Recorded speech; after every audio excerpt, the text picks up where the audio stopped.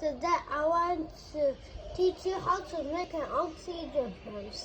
First, I did 8 triangles and join them.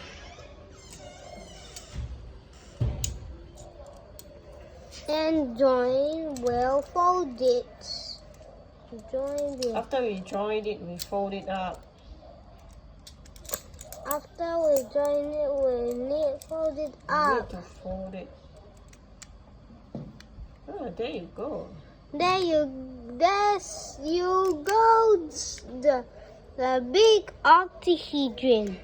Now I want to go to the small octahedron.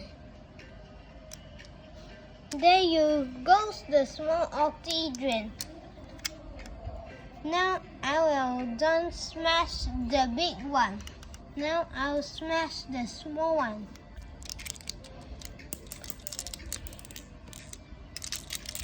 Tell me how many sides? How many?